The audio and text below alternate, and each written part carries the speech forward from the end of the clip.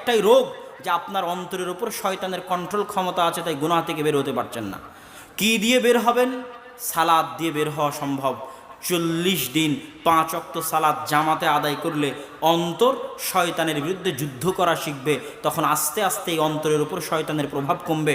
যত গুনাহে আপনি লিপ্ত থাকেন না কেন, প্রত্যেকটা গুনাহ থেকে বের হওয়া সম্ভব যদি আপনি সালাতের মাধ্যমে এই হৃদয়কে প্রশিক্ষিত করেন শয়তানের বিরুদ্ধে যুদ্ধ করার জন্য।